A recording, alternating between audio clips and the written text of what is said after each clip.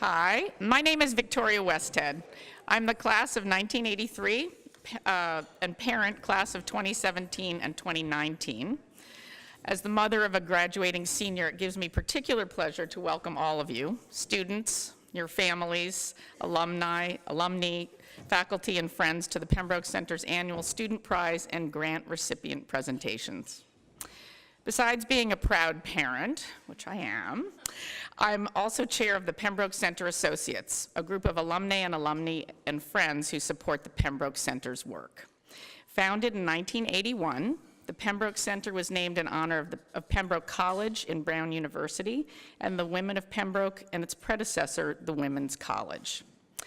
The Pembroke Center is home to Brown's Gender and Sexuality Studies concentration and supports students and scholars, such as the great group that we are honored to have with us today, with fellowships and grants.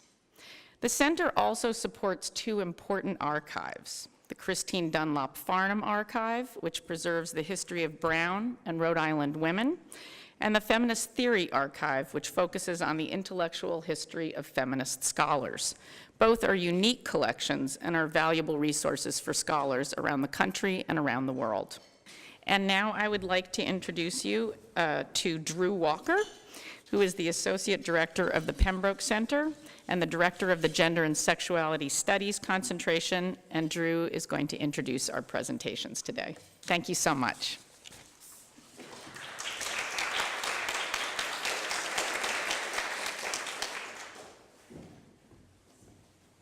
Hi, thanks everybody for coming. I've already introduced myself. I'm Drew Walker. This is my second year at Brown and in this position and as the director of the Gender and Sexuality Studies program. And one of the great joys of every year is to celebrate our students and also to give out these grants and prizes every year that come in several cycles. And I want to say, and I'm going to introduce all of the speakers, that all of these are made possible by the generous gifts of Brown and Pembroke alum, and they are named accordingly. I'm going to let the students, and I want to also, I also want to thank everyone who has been involved in the selection committees for these prizes and grants, particularly Denise Davis, who with me helps coordinate the programming and these fellowships and grants, and also to Donna Goodnow, who does all of the administrative organization of the grants and prizes. So thanks a lot. So what I'm going to do is announce the speakers in order, along with their internship, along with their grants, and then allow them to introduce their the titles of their talks. So please do that, each of the speakers. So first, there'll be Sage Fanuki Funes, who received the Barbara Anton Internship Grant, Camille Garnsky, the Steinhaus Sisson Research Grant, Catherine Grusky, the Enid Wilson Travel Fellowship.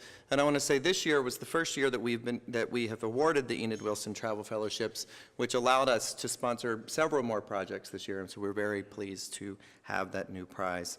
Alice Hamblett, who received the Linda Pay Research Grant, Rebecca Hansen, who received the Ruth Simmons Prize for undergraduate thesis, and Andrea Zhu, the Enid Wilson Travel Fellowship as well. So let's give them a round of applause for their great accomplishment.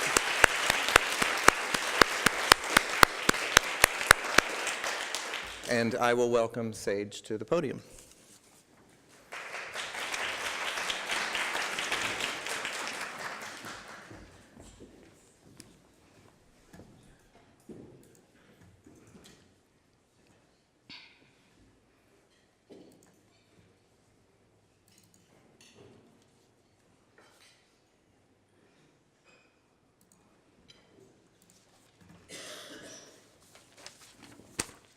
Thank you, everyone, for coming today. My name is Sage Fanuki Funes, and I'm a senior graduating in American Studies and Gender and Sexuality Studies. My thesis explores the midwifery model of care and how that care assists people of color and low-income people throughout pregnancy and birth in Rhode Island. So a midwife is a medical provider that views birth as a normal physiological process. Midwives are often seen as providers that work outside of the medicalization of birth. This view, held by many medical professionals, sees pregnancy and birth as a pathology that must be treated. Early on in my undergraduate studies, I realized I wanted to become a midwife. I was interested in the ways in which midwives navigated the hospital and provided a birth experience that centered the patient's values, wants, and needs. Spring semester of my junior year, I began shadowing at Women and Infants Hospital, and I noticed that a majority of the midwives were white. I wanted to investigate this dynamic further. I became increasingly interested in the racial and class dynamics between the patients and providers. Overwhelmingly, I was often in rooms of all white providers, and many of the patients were patients of color and or low income. How does this dynamic affect the quality of care? Currently, there are 14 tenets of midwifery in the United States as outlined by the American College of Nurse Midwives. For the purposes of my own research, I decided to focus on 3 tenets. 1, care to vulnerable populations. 2, advocacy for choice, shared decision-making, and the right to self-determination. And 3, the integration of cultural humility. Using these tenets as a framework, my research seeks to explore the way in which language, experiences, and education inform midwives and the care they provide to low-income people and people of color. The majority of midwives in Rhode Island self-identify as white. Nationally, only 2% of midwives identify as black, and it is astonishing how low these numbers are. Before the creation of the nurse midwife in the 1940s, black granny midwives, immigrant women, and indigenous midwives made up a majority of birth attendants in the United States. So how does race and income contribute to the ways in which some patients are treated? How does a midwife's personal identities affect their ability to provide care to patients unlike themselves? My research relies heavily on ethnographic research techniques. Additionally, I used historical and primary source analysis to enrich my interviews and fieldwork. This 3-pronged approach allowed me to explore the history of midwifery, formal and informal education of midwives, in addition to the interviews and fieldwork I conducted over the past year. Across these different approaches, a few themes became apparent. First, that reproductive injustices have unfairly and disproportionately affected people of color in the United States while simultaneously disenfranchising midwives of color, leading to an overall upward trend in the last century of white women entering the profession. Second, that racism and classism greatly affect the care that midwives provide. And lastly, that providers are often unaware of these racial and class biases. So I'll now move into 2 instances that I believe exemplify these themes for the rest of this presentation. So one patient I spoke to, who is a black woman in Rhode Island, had a very traumatizing C-section experience. She used midwifery services, but before she had this emergency C-section, she was asked if she wanted a tubal ligation right as she was entering surgery. She, quote, "I must have fallen asleep, but that 45 minutes of not being able to remember what happened to me is the worst. Probably the basis of my postpartum depression later, and it was traumatizing because I didn't know, given the stupid lady's question before going under this. It was like nobody was with me and I was by myself and asleep. I had no idea what they had done. I had no idea if they'd done something horrible to me because they couldn't account for the time, and nobody who loved me was in the room." It's obvious that Marie, this was the patient, feared that she too, like many women who look like her, would be sterilized without her permission. There's a deep history of forced sterilization of women of color in the United States. From the 1970s campaign that sterilized 25% of Native women on reservations to the illegal testing of the pill on Puerto Rican women in the 1950s and 60s, to the current day of sterilizing women of color who are incarcerated. It is also apparent that these providers did not consider the historical trauma in the care that they provided. This violence should not have to cross the mind of any woman during labor. Additionally, Natalie, who is a black midwife in Rhode Island, tells me she notices a difference in the way that people are treated based on race and class. To quote her, she says, "The differences, well, one thing I can say, well, the differences with women of color versus the treatment of, I hate these words, but the more affluent or whatever, however you want to put it, you do see a difference. That was a little bit of my pet peeve. You treat people how you want to be treated, whether you have $1 or you have nothing. We are all black, white, end of story, you know. Everyone should be treated with dignity and respect regardless of where they come from. Yet even Natalie, as a midwife, feels she has been treated as a lesser provider than other midwives in the state. She locates this difference in treatment not just a symptom of her race, but also a class difference between her and other midwives. As a single mom of 4 children, she finds she is not as respected as midwives who have professional husbands. She actually left one practice because of blatant racism from the other providers at this practice. People of color, especially Black people, are routinely denied dignity and respect in their pregnancy and labor. Even though the midwifery model of care is supposed to advocate for all people, it seems from this research that certain women, namely those who are white, wealthy, and educated, are more often guaranteed their dignity. There are changes happening in and outside of the hospital. Slowly but surely, we are on the right track towards racial justice. The community in Providence is making steps towards this justice. More and more midwives of color are beginning to practice. When I first started this project, there was 2 midwives of color in the state, and now there are 4. More and more conversations are being had about race and class injustices in the hospital. And these are examples of the beginnings of birth justice in Rhode Island, so hopefully one day we can just have the babies. Thank you.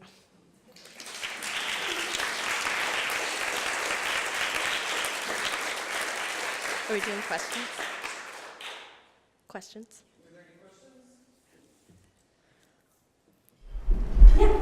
What do you, I mean, I have a theory, but what do you attribute the change in the makeup of midwives in terms of?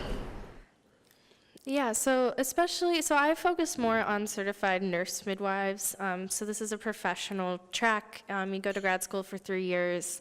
And so when these schools first started popping up in the 1940s, there was actually, most of these schools were segregated. So women of color were not really allowed to enter into these schools. So that was a big contribution to it being a very white profession. In the last 10 years, the American College of Nurse Midwifery put together a task force to try and address these disparities, because midwives actually do take care of a lot of people of color and low-income people, especially in urban areas.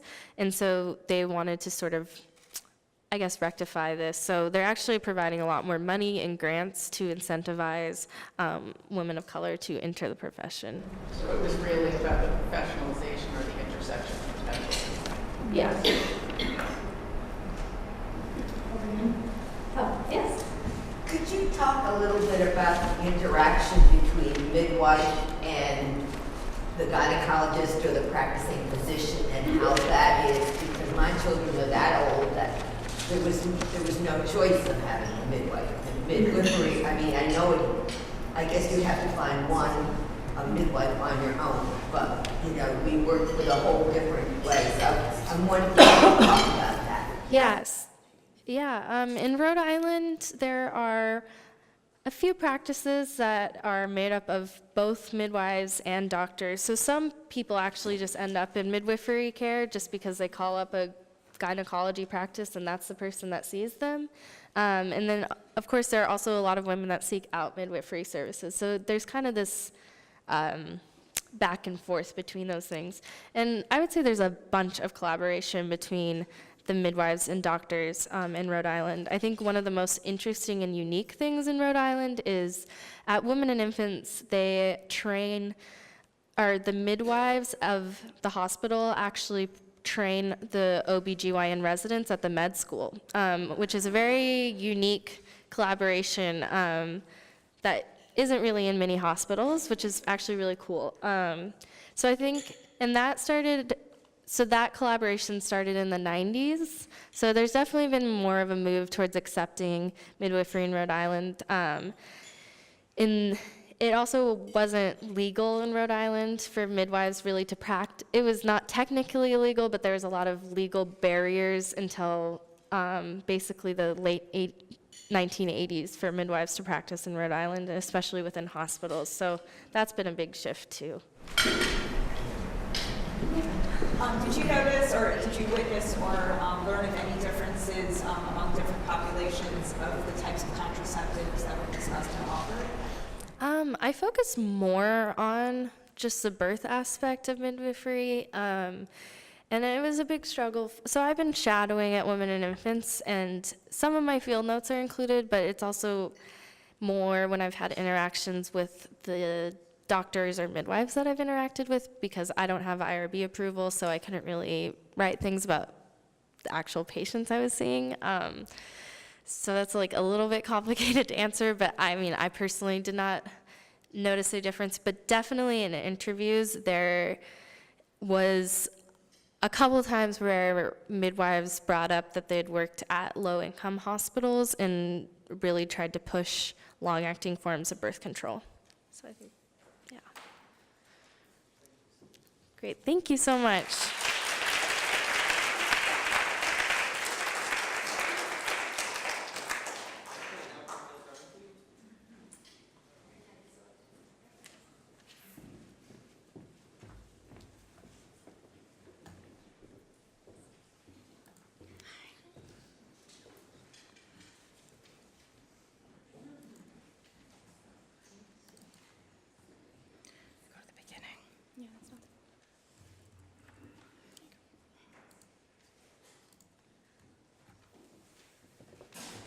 Hi, everyone. Thank you for being here today. My name is Camille Garnsey, and I'm a senior concentrating in public health and Latin American and Caribbean studies.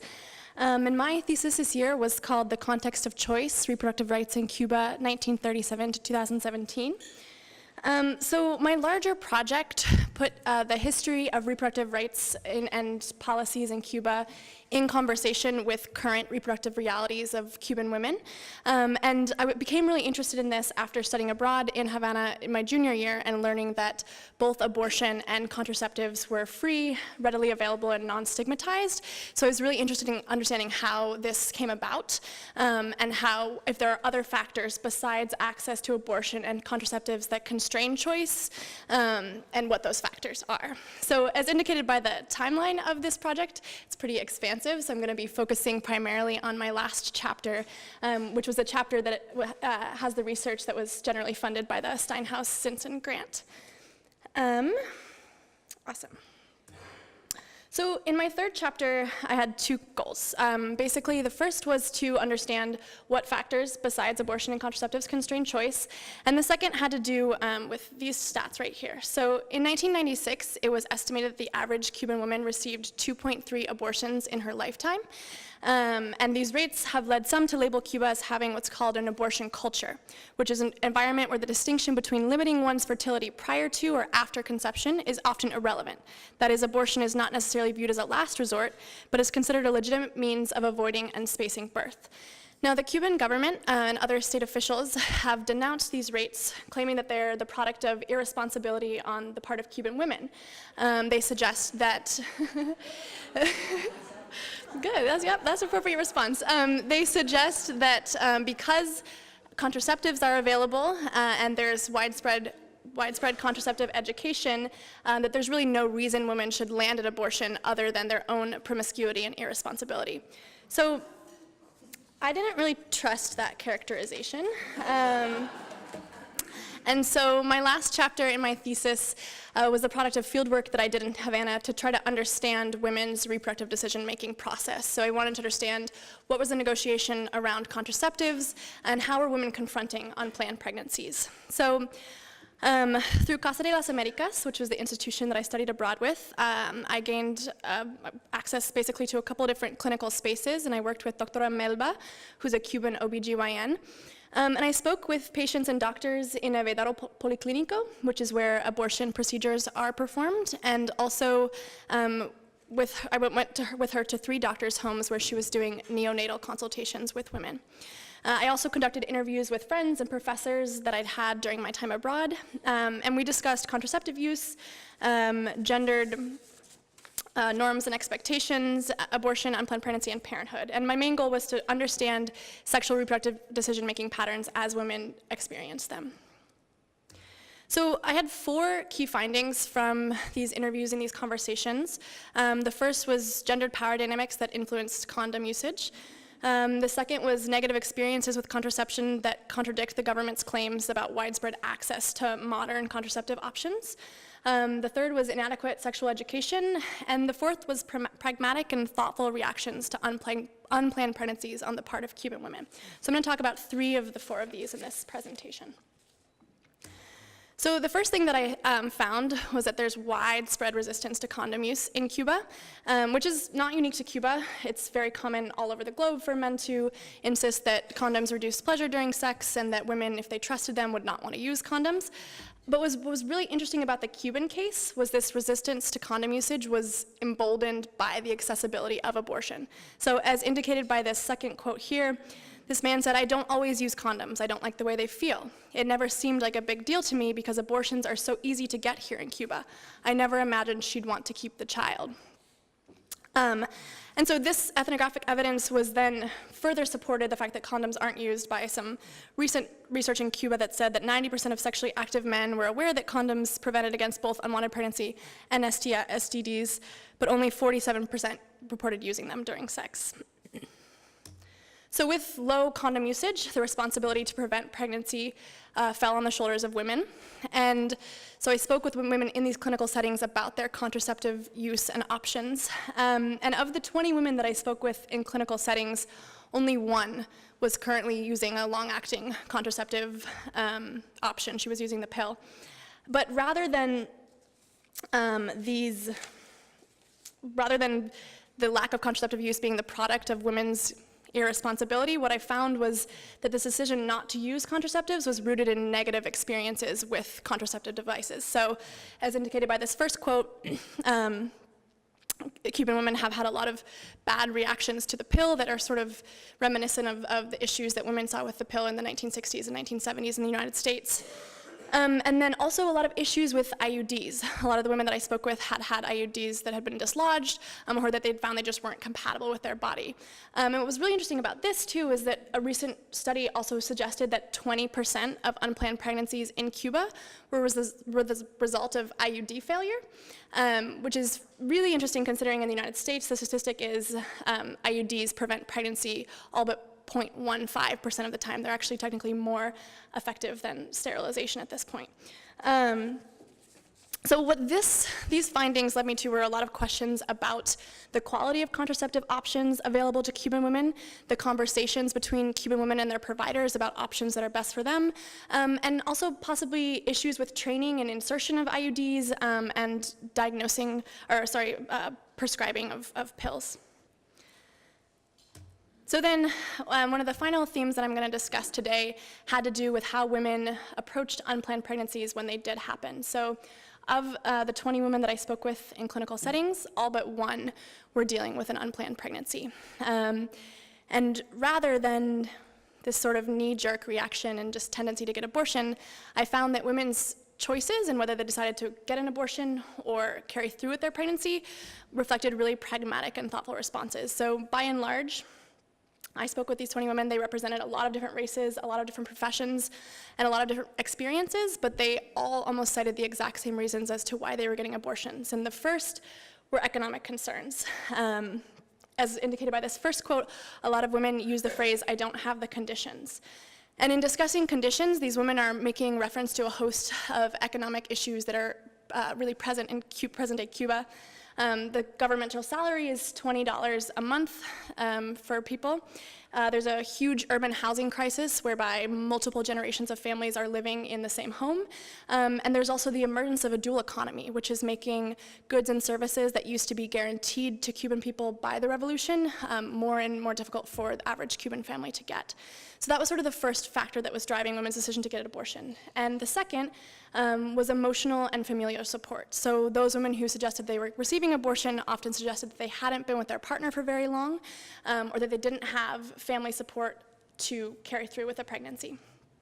So then what was really interesting is when I went into the neonatal spaces, the women who suggested they decided to go through with an unplanned pregnancy and have the child really described basically the inverse of these factors. They suggested that they had funding, that maybe one family member worked in the private sector, and that they also had been with their partners for a long time and had strong familial support. So what this really showed me was that, one second, I gotta find my notes.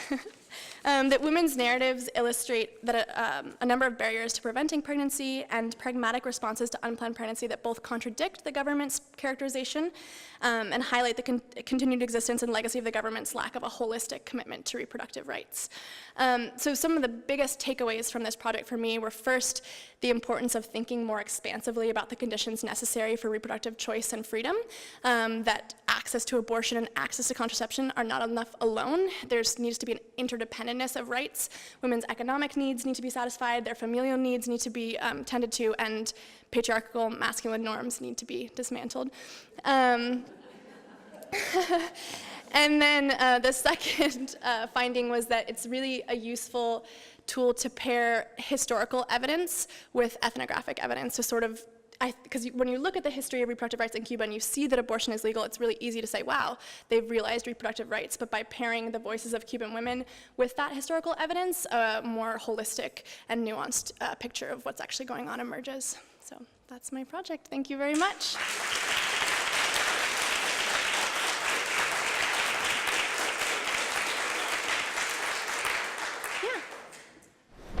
Why do you think that the IUD failure rate is so much higher there? And what is going on with the pill there? Yeah, those were my main questions when I was writing that piece of the thesis. It was really, really puzzling why this was happening. One thing I noticed is that a couple of my friends while we were abroad actually got prescribed birth control pills, and the pills that they were prescribed were the multiphasic pills, which often have much more severe side effects because the hormones change all the time. So one thing that I sort of assume with contraception is that it's been very difficult to import contraceptive methods into Cuba, given the embargo and given issues sort of with medical technology crossing the border. So it's possible that the facilities, the chemicals available to the Cuban facilities are just not where we're at in terms of technology with contraception. But it's very confusing because the government repeatedly insists that there are all these modern, high-quality options available. And the IUD failure rate is also extremely puzzling. The only thing I can really surmise is that there's issues with provider training and insertion, or that the quality of the devices themselves are low, perhaps old and not stored properly. So that's kind of what I'm guessing. I would definitely love to do more research to figure out what's going on there. Yeah. So, I guess one question would be, I guess they don't have access to the morning after pill there yet? Yeah, Plan B, I don't think so. Actually, that was not something that we talked about a lot. I think partly because abortions are so available to women, I think, and it's also very expensive to buy a pregnancy test, so women also often don't know that they've become pregnant until much later. Yeah, I actually didn't really explore Plan B, but that would also be an interesting thing to look into further. Yeah. So, thank you very much for this presentation. Very interesting. So, I was very interested in your meta comment about the pairing the historical and contemporary cases. Yeah. But I also was struck by sort of what's going on with abortion. Yeah. Right? This is a Catholic country. Yeah. I would imagine you talk about the socioeconomic, and that's, if you're living with your family, and your family's going to take the child, right? But it's the same problem. But I'm curious how abortion is dealt with in this context, and how it interacts with these questions about. Yeah. So the religious question is really interesting with the Cuban case, partly because for various reasons the Catholic Church, the Spanish Catholic Church, didn't actually develop as strong of a base in Cuba as it did in other Caribbean countries. And then also with the revolution, the Catholic Church was really effectively pushed out of the country because the state was the only institution that was allowed to sort of be recognized and have power. So there's which is interesting because Cuban people still definitely engage with Catholic practices, and also Catholic practices are very heavily influenced by African culture as well. But there really doesn't seem to be any of that. There's really no conceptions of fetal personhood. No one really ever articulated a rejection of abortion based on this idea that fetuses are people. So there seems to be just a lack of that religious influence that I think was pretty effectively squashed by the revolution. And then remind me, your second question was sort of about? I didn't ask. Oh, okay, yeah, okay. But I do have a second question. Yeah. I haven't officially said yes to this yet, but I think I'm going to be working with Family Health International on their contraceptive innovation access team. So, yeah. And we forgot to ask Sage that question. Sage, what are you planning to do? I'm staying in Providence, looking for a job, getting doula trained. What is the birth rate in Cuba? Extremely low. So currently they're experiencing a pretty dramatic fertility decline. It's below replacement, and it has been for about 10 years. So that's also, I think, part of what plays into the government's denunciation of high abortion rates, is they're really worried about the continued existence and success of the revolution, given that the population is shrinking really dramatically. And so most Cuban women have, I think it's 1.2 is the birth rate, so very low, yeah. So I really appreciate your presentation and also the acknowledgement. I'm quite impressed actually with the depth of your knowledge of the country and the culture, and particularly Catholicism and the impact of the dual economy that currently exists on that island. So I'm wondering, with respect to that dual economy, whether the more affluent community and their access to contraceptives, you go into any store there and everything is at least 30 years old. I mean, their microwaves are what we used in the 60s and 70s. So, but again, the wealthier group, they get to import it. Yes. So were you able to study at all sort of that? Yeah, I mean, there's definitely a huge market for in Cuba for pharmaceuticals that are coming from the United States or from Spain, and these are paid for in the CUC, which is basically the equivalent of the US dollar, so the foreign currency that most Cubans don't have access to unless they have family abroad.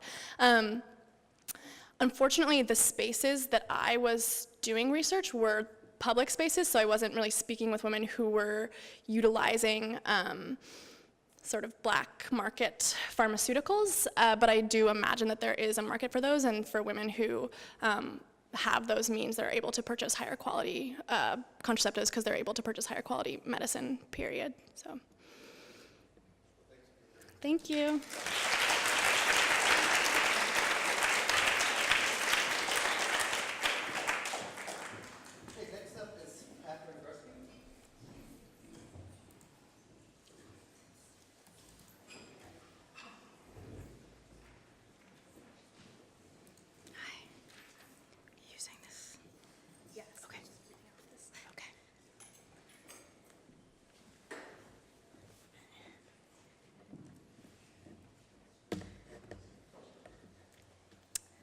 Hi, I'm Kate Kresge. My thesis is Digging Below the Surface, Women and Families in the El Teniente Copper Mine from 1904 to 1930.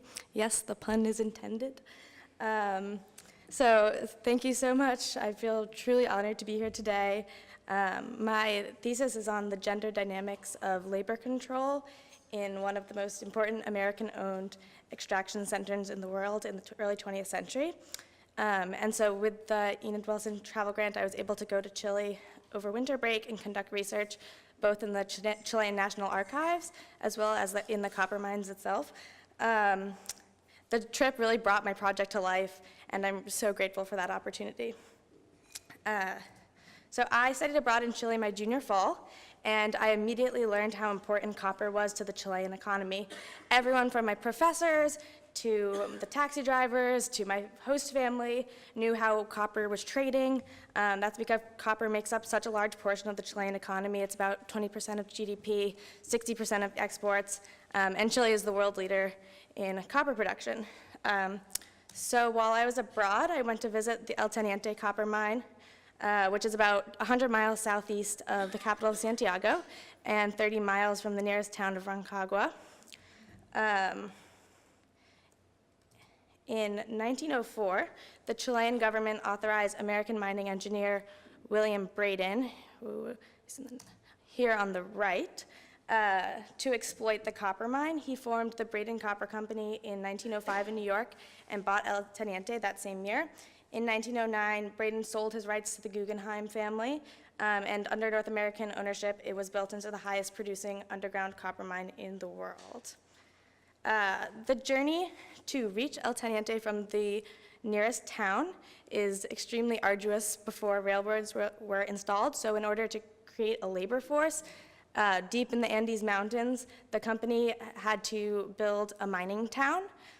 So the town of Sewell became the home of Americans and Chileans living and working in the mine. So by 1910, El Teniente began producing copper, and World War I dramatically increased the global demand for copper because of copper's high level of electric conductivity. So it was really important to wartime industry, and in order to keep up with demand, the company had to bring in new technologies, including modern mills, crushers, new flotation units. And so in this photograph here, you can see them hauling up the machinery. But the company needed a skilled labor force that knew how to operate the machinery and work on the mine, in the mine on a permanent basis. Up until 1914, El Teniente operated on only a seasonal basis, closing during the coldest winter months. And so many of the laborers would work during the warm months and then leave for this countryside or the cities or the more northern mining districts for the winter. So the company had to make a fundamental change in the labor force. They needed permanent workers, and so they established a welfare department in 1914 and attempted to change the social and cultural environment in the mine in order to increase the number of permanent miners and laborers and to meet that demand created by World War I. So what does this have to do with women and families? The North American men running the welfare department believed that encouraging marriage and nuclear families would incentivize men to stay in the mine for longer periods of time. Men would be less likely to uproot and leave El Teniente if they had a stable family, as theory one. So BRADEN Copper Company encouraged the formation of families with a gender division of domestic duties and values. Women were charged with the responsibility of maintaining hygiene, managing money, and educating their children and themselves. So my thesis explored each of these three interventions: hygiene, money management, and education. And I'll touch on each of those briefly. So BRADEN Copper Company inspired and even demanded women living at Sewell through regulations and company-produced publications to be hygienic. So in this context, hygiene is both kind of a physical and moral sense, and they became tied together. So they were expected to maintain hygienic spaces and personal cleanliness, but were also encouraged to be hygienic in terms of virtue, and this was a means of discouraging prostitution, since prostitution was antithetical to kind of the stable nuclear family. And so the focus on hygiene and regulating social spaces and practices was an attempt to guide the labor force into this productive community. So next, the company also expected women to manage and save their husband's money. Oh, women were not working in the mine, just to clarify. They were just living there. And so although household economy was an exclusively female duty, they had to be taught by the company or another authoritative figure, presumably male, to handle their finances.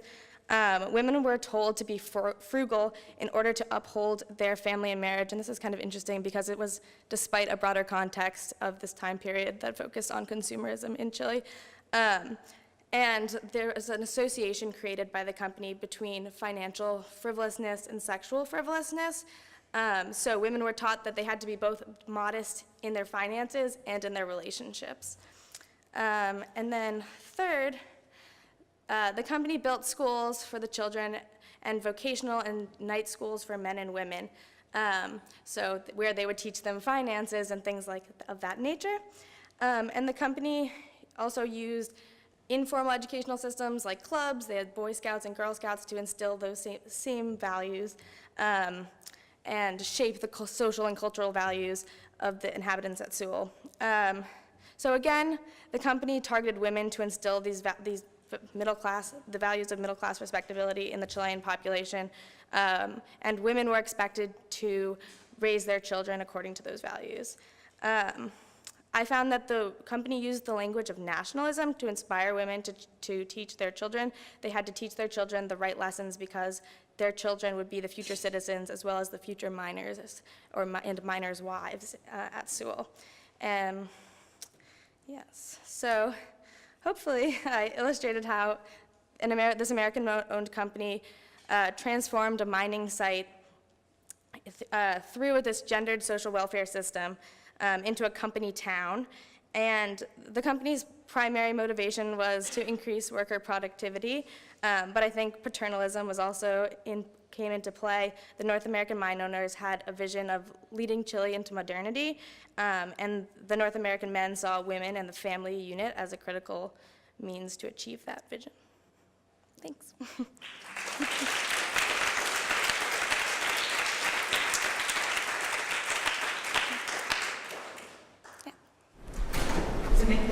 I seem to have a hard time understanding my turn.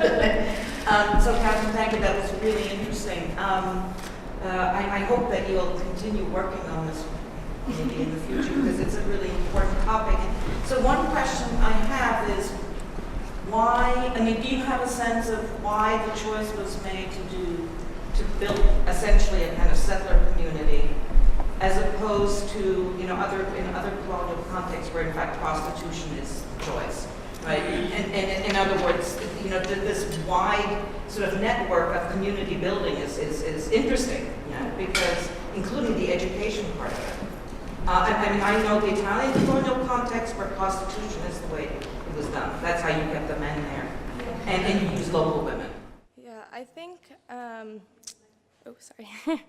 I think a lot of it was just because of its remote location. It really needed to kind of have people stay there for long periods of time.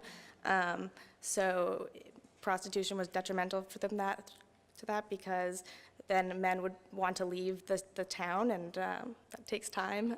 So I think the kind of geographical context definitely came into play. Yeah, what were the effects of these policies on workforce stability and outcomes for children?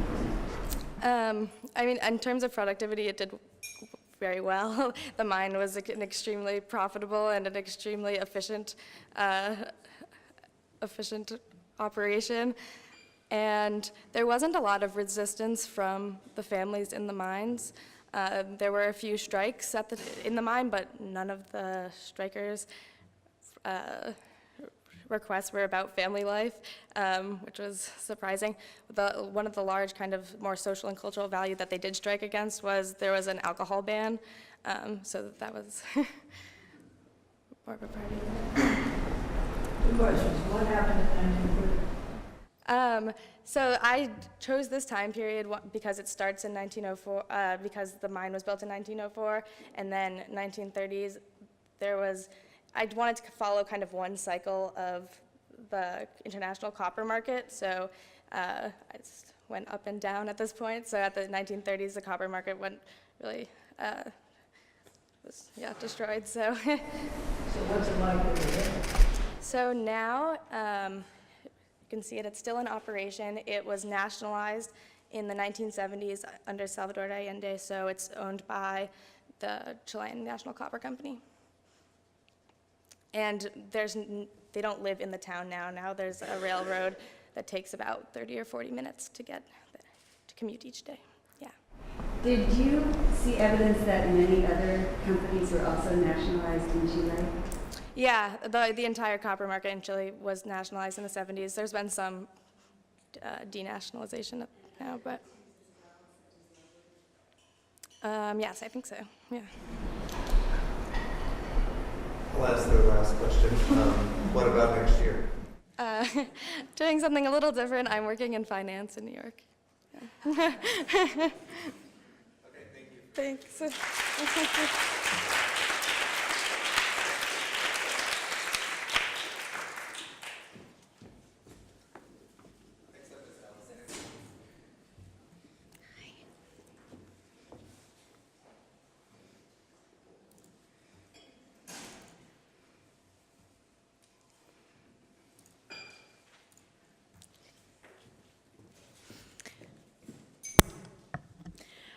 Hi, my name is Alice Hamblett, and with the help of the Pembroke Center and the Linda Pei Undergraduate Research Award, I was able to travel back to Havana, Cuba, where I studied abroad to complete research for my honors thesis in the anthropology department, which is entitled Assuming Care and Control, Maternity, Gender, and the Contemporary Cuban State. As you might have assumed, I also did my research with Camille, so there might be a little overlap, but I'm going to try my best. Maybe I'll just enhance your understanding of both projects, ideally. So the way this presentation is going to go, I'm going to give a brief anecdote from my time there, then delve into my main questions of my research and my themes, and finally talk a little bit about the research itself, which again might be a little bit overlap. So early on a January morning in 2017, I sat in the waiting room of a consultorio or neighborhood healthcare facility in Nuevo Vedado in Havana, Cuba. It was pregnancy day, and I was also shadowing Dr. and OBGYN Melba Sosa during pregnancy day, which is the day every week where an OBGYN visits a neighborhood healthcare facility to attend to the women in the area. That day, a man came into the room, and I was surprised because I hadn't seen a man come into pregnancy day in any of my visits. So I immediately struck up a conversation, an interview with them. I learned that the couple was in their 30s, their pregnancy was planned. The woman was really satisfied with her care and also with the state of gender equality in Cuba, and her partner immediately chimed in, saying that he wanted to be involved in every part of the pregnancy, that he sometimes felt that women had more rights than men in Cuba. Yeah, and that he intended on taking paternity leave because his partner's salary was greater. So as he earnestly expressed his opinions on pregnancy, abortion, and the rights of women in Cuba, I was both excited and a little bit disappointed. Here was a man sharing his nuanced opinions while also taking an active role in his partner's pregnancy. Simultaneously, I noticed that his enthusiastic voice drowned out that of his partner. This seemed really paradoxical, and throughout my research, I found that the Cuban maternal health care system, along with the contested context in which it sits, has produced many such paradoxes. Tensions remain between care and control, gender inequality and equality, and the role of the individual versus that of the Cuban state. This is not to say that the Cuban maternal health care system can be reduced to paradoxes alone. That would be a narrow effort reminiscent of imperialist histories that posit Cuba as the exotic. Rather, through the examination of such paradoxes, the ways in which maternity care is experienced and enacted can be better understood and expressed. So these are the central research questions that I used when conducting my research and also when writing my thesis. And these need to be situated with the understanding that the Cuban maternal health care system is really strong. It's nationalized and it's free. Camille sort of talked about this a little bit in her presentation. And this has produced staggeringly positive statistical outcomes, such as globally low infant and maternal mortality rates, which are the most heralded. And the Cuban maternal health care system is undoubtedly one of the world's best. Which makes one of the most important of my research questions: what role does the Cuban state play in both reforming and reinscribing gendered ideology via the maternal health care system? In other words, how does the Cuban state both care for and control Cuban women via the maternal health care system? On the one hand, the state's institutional support and prioritization of pregnancy publicly valorizes women's health, but on the other, the system also perpetuates the ideology of pregnancies as fragile and in need of biomedical intervention, subsequently erasing women's reproductive labor. Some of my other questions included: how is gender equality measured, particularly by international organizations? How is maternity care assessed? What motivates the Cuban state to provide comprehensive maternity care? And what are the effects of maternal health care system on Cuban women's understandings of gender equality? So from these questions and in exploring my chapters, I came up with several themes that sort of had longevity throughout my thesis. These were pronatalism, racialization, and choice. Speaking to pronatalism, what does the state support of pregnancy mean in the context of a rapidly aging population caused by low fertility rates? And these low fertility rates are largely due to sort of averted childbearing due to economic constraints, but also due to emigration from the country. To speak to racialization, despite revolutionary proclamations for racial equality, the control of pregnant Cuban women is racialized, as Cuban women of color, particularly Afro-Cuban women, are construed by providers and community members as less responsible mothers with inherently risky pregnancies. Notably, this is not unique to the Cuban case, and similar racialization of pregnancy occurs in the United States. The difference between the United States and Cuba in this case is that in the United States, it predominantly affects health outcomes, and in the Cuban case, it mainly affects treatment experience rather than health outcomes. And finally, choice. So how important is choice in the context of a system that is so comprehensive? And to discuss my research, the research I did on the ground was mainly ethnographic, and I consulted primary and secondary source documents before I left, and also those that were given to me by my professors in Cuba who I interviewed, mainly an epidemiologist and a sociologist who I worked with also when I was studying abroad, who provided really important interviews. I mainly also shadowed Dr. Melba Sosa in maternal health care settings like pregnancy days, also during a menstrual regulation clinic. Menstrual regulation is a form of early term abortion that's used really commonly in Cuba. It's not in the United States. It's actually quite safe and really normal there. So I sat in on those consultations. While I was studying abroad, I also went to a maternity home, which is made available to Cuban women who have particularly risky pregnancies. And in the context of Cuba, risk is evaluated not only on a medical basis, but on a social basis. So if there's any unrest in the home, if food access is shorted, women have the ability to go to these homes or have the option to go to these homes. And finally, Camille and I conducted one-on-one interviews, actually in an apartment that we rented. So we had the privacy to speak with women for a longer period of time, sort of friends of friends. We were able to get more narratives this way. So thank you to everyone who made this possible, the Pembroke Center and those who sponsored the Linda Pei Undergraduate Research Award, and happy to take any questions.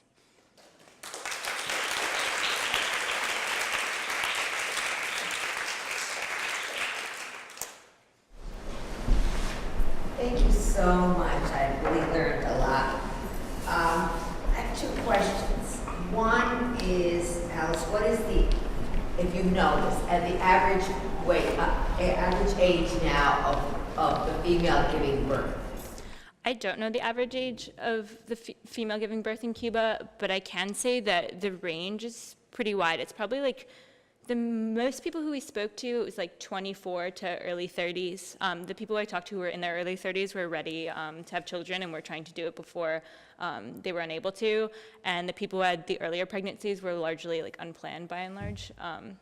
And there's also, teenage pregnancy is being reduced in Cuba, but it's still a phenomenon, yeah. Yeah, I was just going to go into teenage pregnancy. And, you know, earlier one of the presenters we talked about, they talked about how how the Catholic Church and abortion, how it's resolved, or how the state has intervened because of socialism. What about is there a problem with unwed mothers? Or by that I mean a societal or cultural disapproval, or is that, because it would be under Catholicism, but has that gone, or is there an issue with that? Yeah, the institution of marriage doesn't hold as much weight in Cuba. You'll find a lot of people in domestic partnerships or who have just been with their partner for like 30 years. And marriage isn't so much of a necessity as it is in the United States. Like some of your healthcare or your like people who can visit you in the hospital and so on and so forth in the United States depends on marriage, but it doesn't in the Cuban context. So I would say it's less stigmatized. I think the only reason why it would be stigmatized to have a child without a partner is because there's an acknowledgement of how much support it takes to have a child and what kind of support women are going to get if they don't have a partner to assist them either financially or in the home. Could you explain what menstrual regulation is? Yeah, so basically, from what I understand, Camille and I were invited to go see the procedure, but we declined, both for like ethical reasons, but also because there's a really different understanding of privacy there than there is here.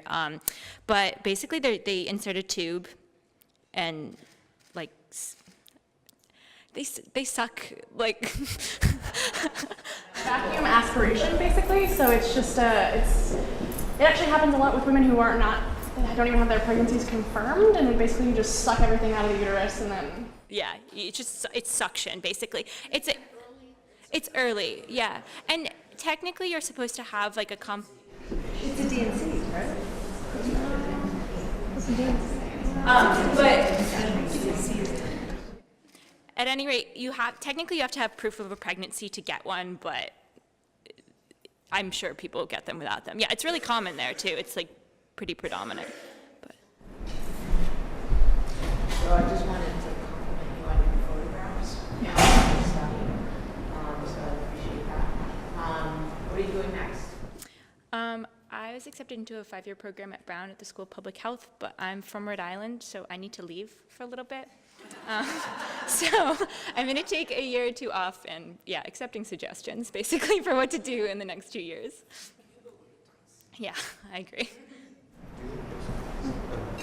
So I was wondering if you had shared your data with the doctors, and I was also wondering if there had been any sort of negative impact on the doctors and their lives based on having you both there doing research, if any.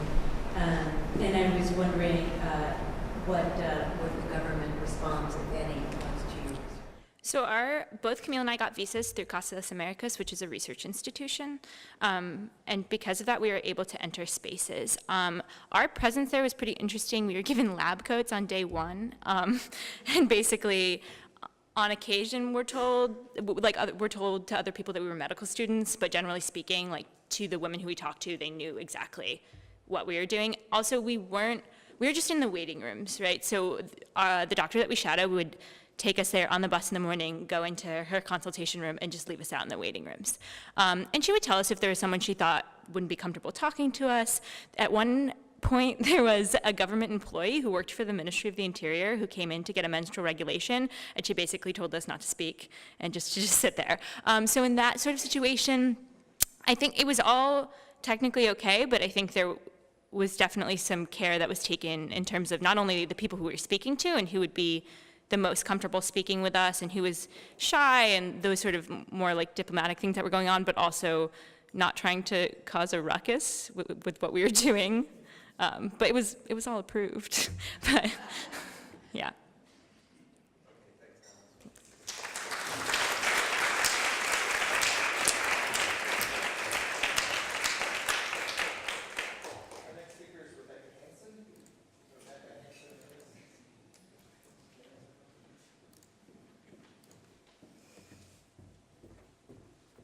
Hi. I'll be reading a few excerpts from On Coming Forward, a long-form essay I wrote for my thesis in creative nonfiction. But first, a little introduction to my project. My original idea for this project was to write about a narrative written by this Puritan woman who was kidnapped by the Wampanoag tribe in 1675. But as I worked on the project, a set of issues kept coming up again and again, a set of issues that I think resonate even more so today. People read her work as a trauma narrative, as though she sat down to write it and then was all of a sudden cured of all the pain she'd suffered in captivity. And I found that interpretation kind of wanting. It seemed simplistic and honestly kind of condescending. So I started to think about how today we still see coming forward, going public with stories of pain, as necessary steps in the healing process. In the end, this final piece is less about a Puritan kidnapping and more about why and how we talk about our pain, why we go public with stories of suffering, and what happens when we do.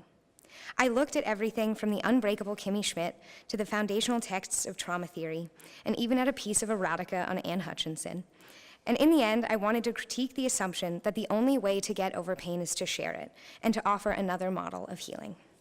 I figured the best way to present this project is just to read a few excerpts. I'm going to focus on sexual assault on college campuses, although the project itself had a slightly larger scope. Also, it's kind of upsetting stuff, so if you need to step out at any time, please go ahead. So I'm going to start reading from the middle, and then go to the beginning, and then go to the end. For a mattress performance, Carry That Weight, a fine arts thesis at Columbia University, Emma Solkowitz lugged a 50-pound waterproof mattress across Columbia's campus.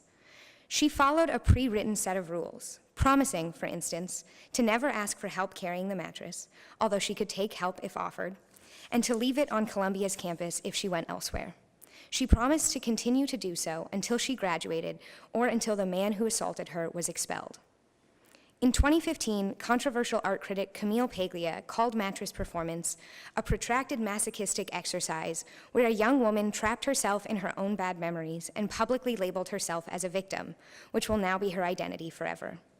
She draws on Freud's ideas surrounding exhibitionism, arguing that to go around exhibiting and foregrounding your wounds is a classic neurotic symptom. No one sees the pathology in all this. In short, Solkowitz is sick and her art is symptomatic. And once this is established, Paglia seems to say, it's not my job to deal with this crazy person. Here, expectations of trauma are weaponized, and the trauma model becomes a way to condemn speech under the guise of health. I'm worried about you, we say, and we think we mean it. But whether offering praise or criticism, almost all of these reviews make a similar move.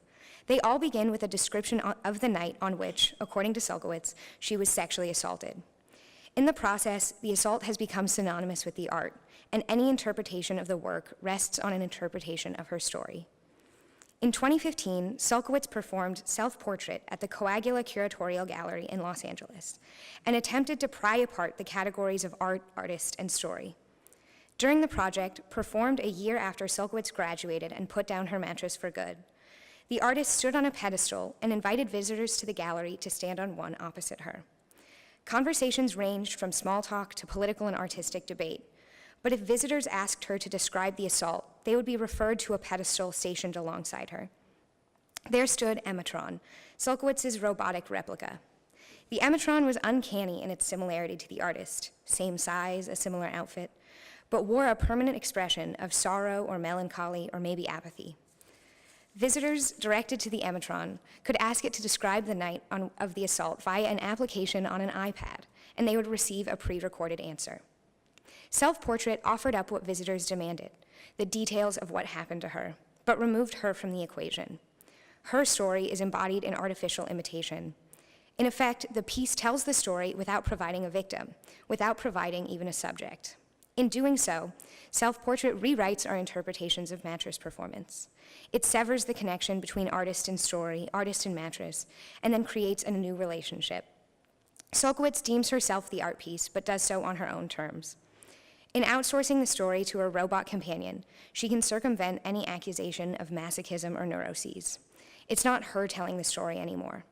In the process, Sulkowicz demonstrates that maybe telling the story and carrying the mattress were less a product of her masochism and her neuroses and more a product of ours, our demand to hear again and again what happened to her. These works can't be reduced to trauma narratives or expressions of pain. They're about Sulkowicz, sure, but they also lay bare our aesthetic expectations of those suffering. And then this is a little bit from the beginning. During my sophomore year, I borrowed a book from Brown's Health Services Center. Borrow isn't quite right. The book was due the next month, but today, years after the fact, it sits splayed across my lap.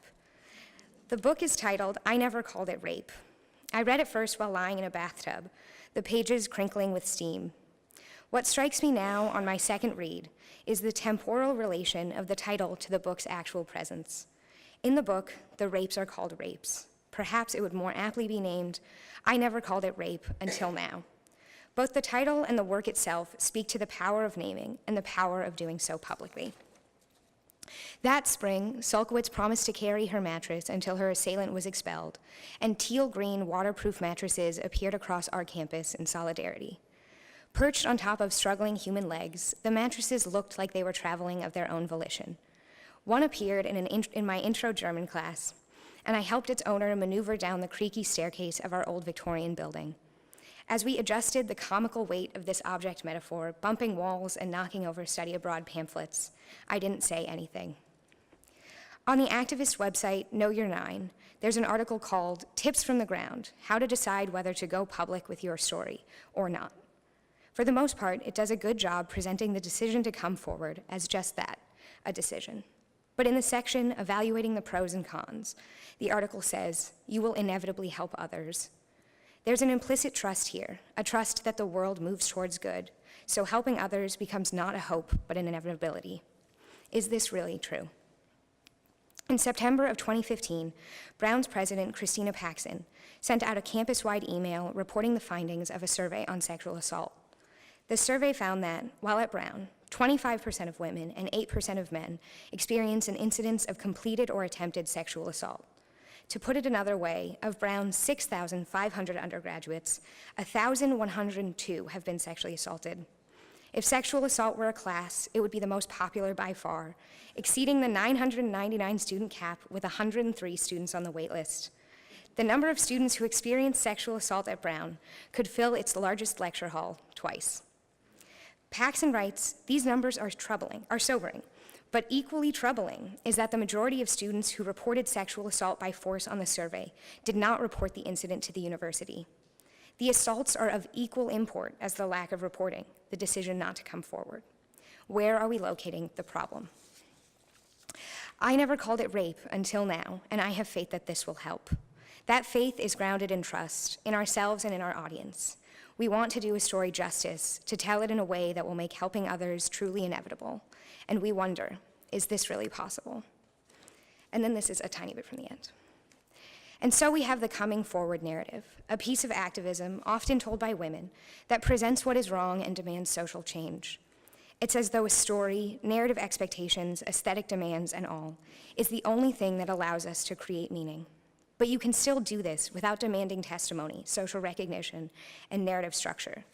The other possibilities here, for there really are many, are disguised in this implacable framework, its binds of assumed repression and necessary exposure. We think this is a progressive system because it calls itself a progressive system. I don't mean to diminish the power of these narratives, but there need to be other structural models for moving on. I never called it rape until now, and I have faith that this will help. But why do I have this faith? What kind of help do I want? And what kind of help do I need? Thank you.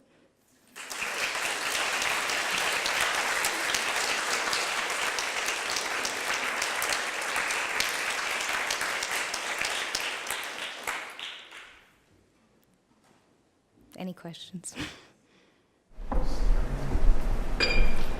That was amazing, thank you. Do you think public storytelling can, when combined with other strategies, change people's minds and change laws?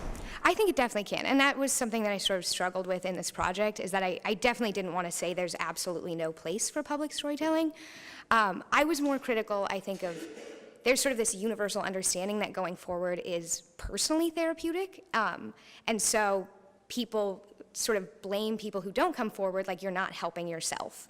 Like if only you told your story, you could heal. And that's sort of the side of things that I wanted to criticize, and I wanted an acknowledgement that actually coming forward can be like a really painful and horrifying process. And I think it's still important, but I think it's important to sort of have that nuance there, rather than like demand that people come forward in the name of therapy. Thank you so much, that was a great project. As you were talking, this is about trauma. Your project is I would put it in the category of trauma studies, right? But as you're talking about coming forward with things being therapeutic, I was thinking about the movement to make all gay people come out. Now we have a situation with undocumented students, the question of whether or not they should come out about their status. So I'm curious how you see this coming out trauma related as related to these other types of coming out. And you can take it from a political standpoint, you can take it from a public storytelling standpoint, but I'm just curious if you could help me to disentangle those things. I think that's a really interesting point, and that's something that I thought about as I was writing this. I think one problem for me with the focus so much on putting the onus on the person to come forward is it really assumes that once you come out, the social conditions will change. And I think that can definitely be part of it, but it's not the whole story. And I think, I don't know a ton about the history of sort of the coming out movement, but with this, sort of coming forward with stories of sexual assault, I think what kind of ends up happening is that people become numb to those stories. So rather than shocking the world into this happened to me and so we need to change, it starts to become this normalized narrative. And I think that's something I thought in Paxton's email sort of upset me, where I was rather than sort of imply that the onus is on people to come forward with their stories of sexual assault, change the conditions around coming forward to make it easier on those people. So I think that's something, I looked a little bit at sort of the history of activism, and I talked a little bit about Audre Lorde, who has this one moment where she says, what are the tyrannies that we swallow day by day until we'll sicken and die of them? And I thought that's such a great sentiment that coming out can be this powerful thing, but I think it kind of paints over the fact that staying silent, I think, can be almost equally powerful. I think it is Audre Lorde that has self-care is its own form of protest or some quote like that. And so I think I think basically you just need a balance, which is maybe a cop-out to say, but like going public is very important, but also can paint over the conditions that make going public so difficult. I was kind of interested and also disturbed by the reviewer's comments about neurosis and branding her. I mean, I understood it, and there's some element of truth to that for sure, branding her as a victim and, you know, sort of being a gaping wound kind of thing. But it made me think about women hysteria and that labeling, and it completely seemed to negate the idea of it being a political action at the same time as it was a personal storytelling. So, I think that's something, I think this project really did try to deal with the trauma side of it, and I think that's something that kind of comes from certain expectations of trauma, where we have this idea that you like tell the story and then you're healed and you need that happy ending. And I think that's something that Sulkowicz, just throughout all of her work, does such a great job interrogating. Like, she's like, stop acting like you listening to my story is enough. And that makes people so uncomfortable. So I think Camille Paglia is a great example of someone that's like, why can't you just heal? Why do you keep doing this again and again? And sort of comes back again to what you need for activism, where I think the problem with trauma narratives is that in framing it as this matter of personal health, when you end on that happy ending, on some level you haven't really changed the social conditions, which also makes people uncomfortable because you're calling them out. So again, I think sort of the role of these narratives, rather than having this like narrative expectation, Sulkowicz really interrogates that, and people get upset because she's calling them out, not just calling out the thing that happened to her. Some people think that retelling the story re-traumatizes the victim. I think that I feel like there's so many different angles through which to look at this story, and I think that that's definitely a huge component of it. But I basically also just wanted to interrogate the idea that there is a thing called trauma that has some like definite definition, and there's some like prescription for how to deal with it.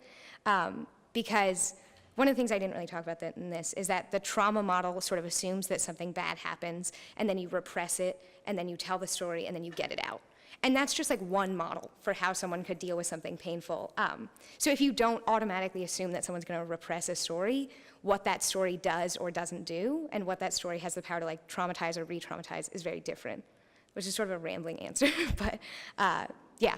One last question. Yeah, thank you. It's really a very interesting project. So it seems to me that there's not one way of telling. Right? I mean, there are many, many different ways, and they don't all mean in the same way. So I don't think it's a question of not speaking and speaking, right?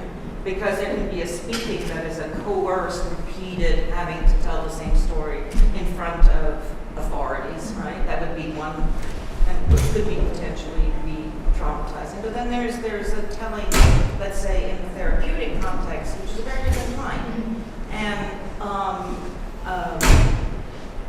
so I don't know if you would like to sort of reflect on that and have you thought about the different speech acts?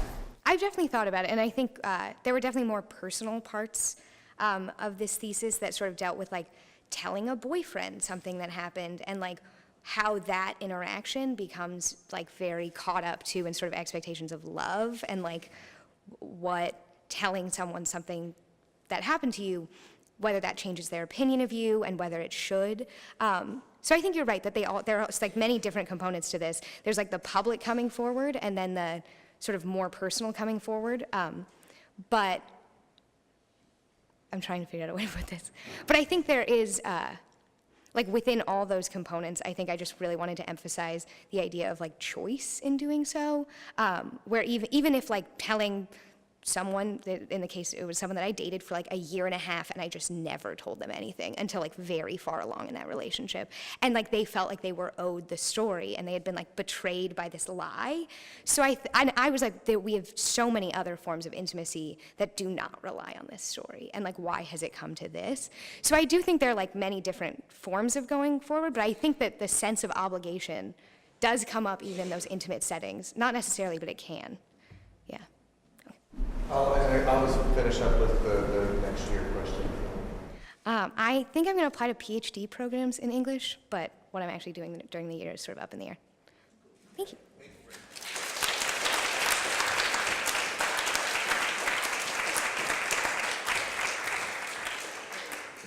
Our last speaker is Andrea.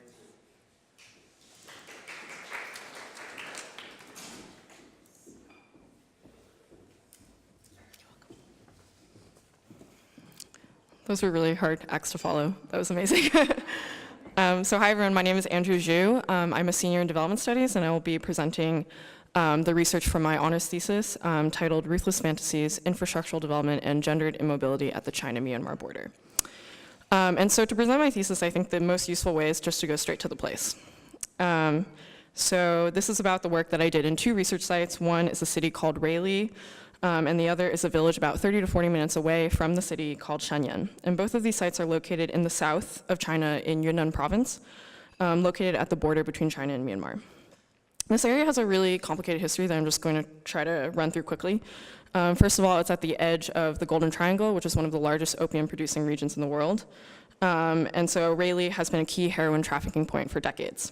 And because of this, Rayleigh is also where China's first cases of HIV/AIDS were documented in 1989, and the area has had high rates of the disease going well into the 90s. Lastly, the province is home to many of China's 55 ethnic minority populations. And because the drug trade has historically been one of the few viable sources of income in this very remote region, HIV/AIDS has disproportionately affected ethnic minorities. And the community I conducted research with was a Jingpo ethnic minority village. But what's really wild about this area is that now Yunnan is growing economically at higher rates than the rest of China. And that is largely due to the fact that Yunnan is conveniently located right at the border with Southeast Asia. So Yunnan right now is being integrated into China's really huge billion-billion-dollar projects to expand trade zones and infrastructure into Southeast Asia, West Asia, South Asia, Europe, Africa, and beyond. And so right now in this area, there's just millions and millions of dollars going into building roads, bridges, and other things like that. So here are some photos from the city, Rayleigh. On the right, you can see an official border checkpoint taken from the China side, and then through it, you can see the Myanmar gate. And then on the left is a picture I took of an advertisement that was in a hotel development group showing how much real estate they're expanding in the area. And so these are photos from the village. And so infrastructural development in Yunnan has manifested in really major changes within the village itself.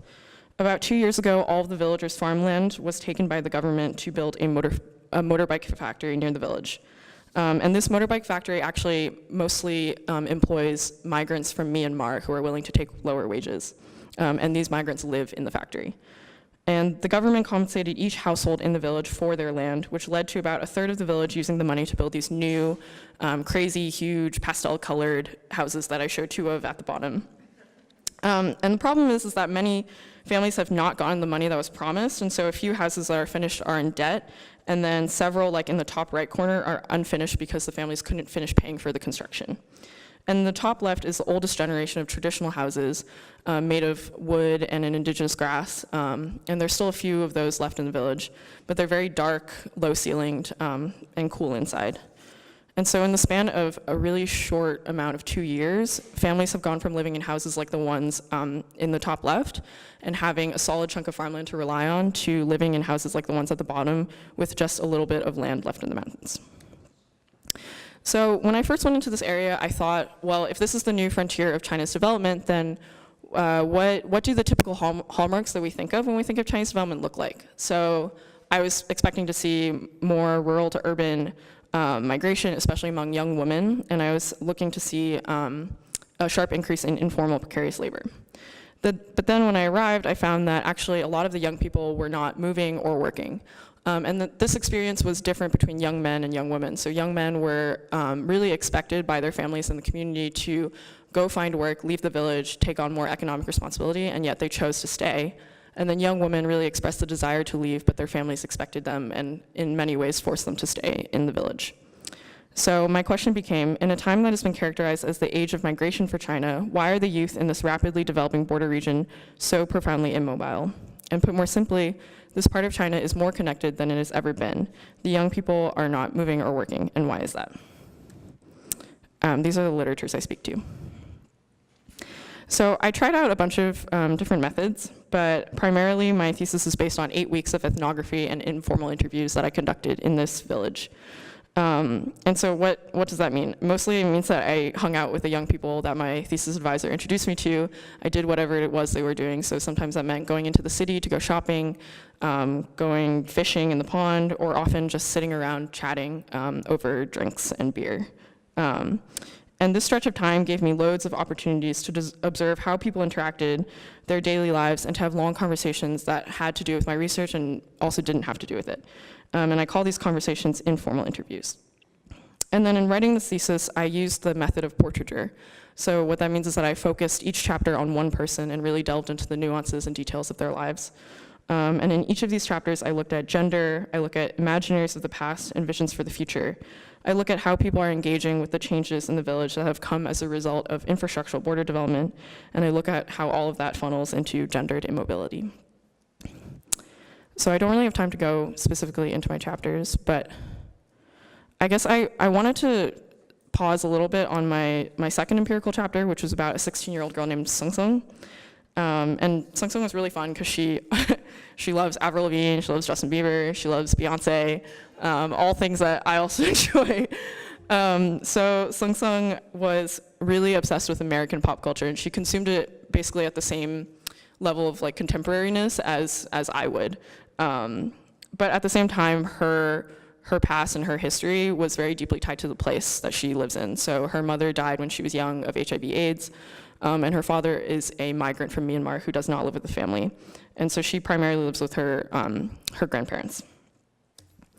And so through Sung Sung's case, I was able to look at how the burden of the drug problem in this region largely falls on women. As a result of this burden, the older generation justified their restrictions on young women's immobility, restrictions on young women's mobility. So, for example, Sung Sung's grandmother was really worried that her granddaughter would turn into her daughter, Sung Sung's mother, who passed away. And so she used that as a justification to take away Sung Sung's motorbike keys and restrict her mobility. But then in terms of the future, I was really interested in how Sung Sung had a really colorful, vibrant imagination of what modernity was. And so I was able to look through her case at how she was consuming the commercial development in the region, and to think about how development planning constructs young women as the ideal modern consumer. And then lastly, I looked at how she was consuming globalized media, such as Justin Bieber and such as Lemonade by Beyonce, and how those built normative dreams of heterosexual romance, material wealth, cosmetic beauty, and what she desired, which was an escape to what she thought of as America. And so just quickly, I had a few conclusions. Sorry, let me find my notes. So what really interested me in this region is how this history of loss and death was juxtaposed against very vibrant, bright fantasies of the future that infrastructural development was promising to these people. So I argue that rapid development mobilizes and generates imaginaries of both the past and the future, and I call these ruthless fantasies that have powerful implications on people's experiences of the present day.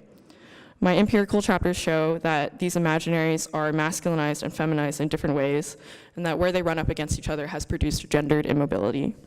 More broadly in my field, I argue that it is entirely insufficient to understand the effects of infrastructural development from technical, economic, and even political terms, and that one really needs to understand them from affective and subjective dimensions as well.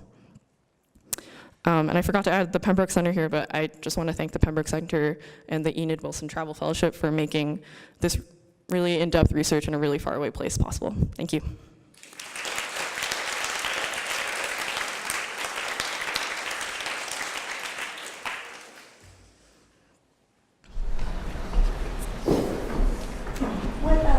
What is the antidote to this? The antidote or the end note? Well, I mean, how do you correct that? And assuming that that is not your goal to have her being ruthlessly commandeered into daydreams and romantic notions.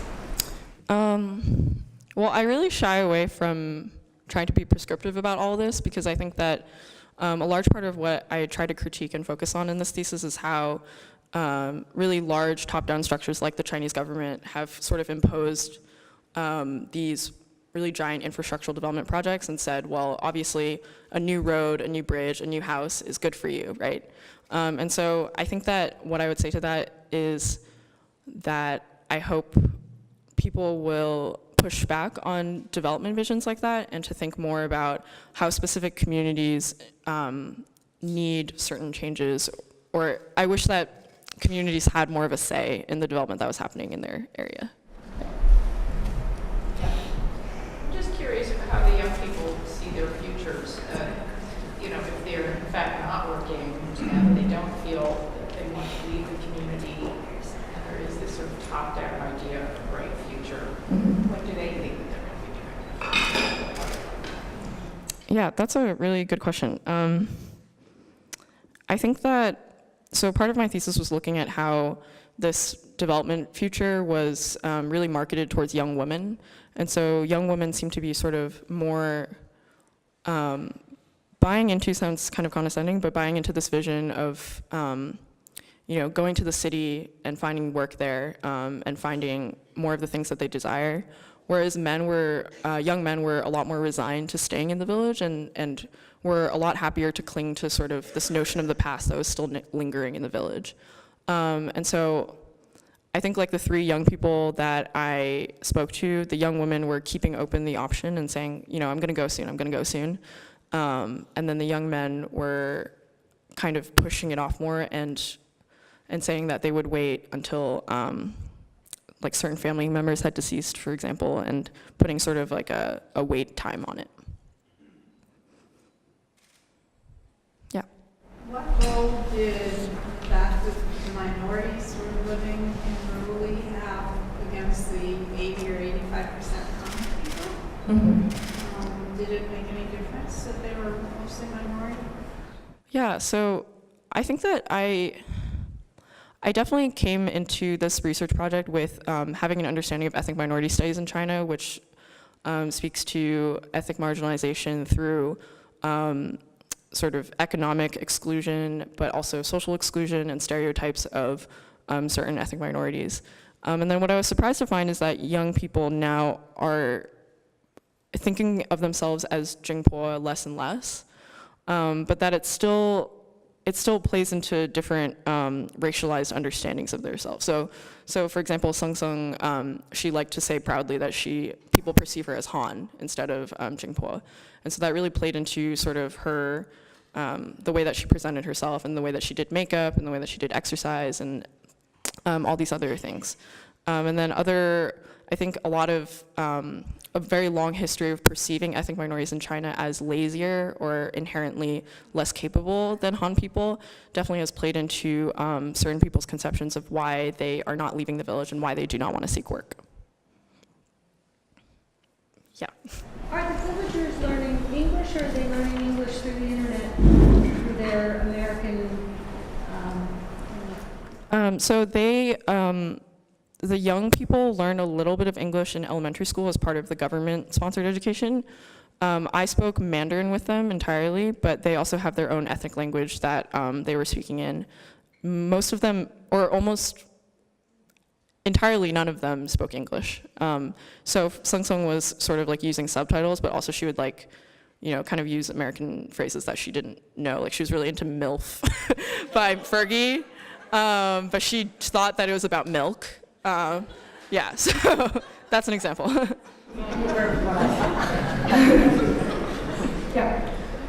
a quick question about economic opportunities aside from the drug trade and the motorcycle factory. For the young people, what is the government's vision of what they should be doing, and what were there, both female and male, what could they do? I mean, you said they're not moving, but what was there for them to do besides those factories and perhaps some illegal smuggling? Right. So I think the government would say, and I spoke to a couple local officials when I was there, interviewed them about that, and they sort of would make the claim that this factory is like a great economic opportunity for the young men in this village. But what they really weren't taking into account was the ways in which the factory was unappealing to the young men there. In particular, the economic dynamics that create lower wages in this factory so that migrants from Myanmar can be exploited and profited off of. And so the young men were really like, well, if my family got this lump sum of cash, which is more than they've ever received in their entire lives, then what is the point of me doing really hard labor in this factory for really low wages? And then in terms of young women, I think that definitely young women are engaging with the extreme rural to urban migration dynamics in China. And so what I was really interested in this project was like, why not here? I don't think I really came to like a cohesive answer or anything, but I hope that by looking at how they were perceiving this change, it kind of argues that their perceptions played into why they chose not to leave. Fast forward 20 years, what happens? Ooh.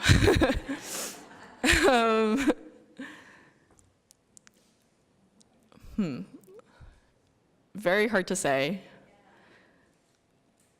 I mean, China just launched their One Belt, One Road vision, which is $1 billion project to integrate infrastructure all across the Western Hemisphere. What I foresee with that is more of these unforeseen subjective effects that I've talked about in my thesis in local communities that have been sort of like swept over by this change. And I foresee more instability in a lot of places, both through this like really intense physical infrastructural changes in the environment and the landscape, and then also through more like macro level debt burdens and China's relations with other countries. I'll ask the fast forward next to your question. Sure. So I'm not doing anything related to my thesis. I'm going to be working as an urban fellow for the New York City government, hopefully in criminal justice reform. Thank you.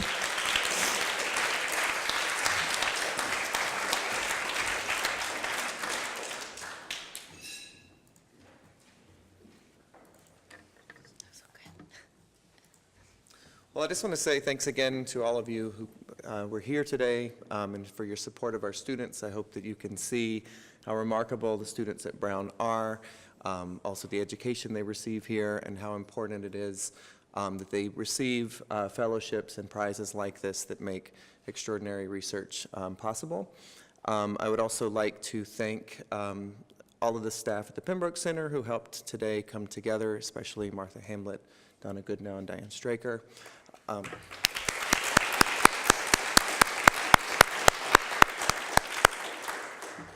Thanks to Suzanne for directing the center, and to the Associates Council for all of your support. And at this point, I'll just turn it over to Victoria for one last word.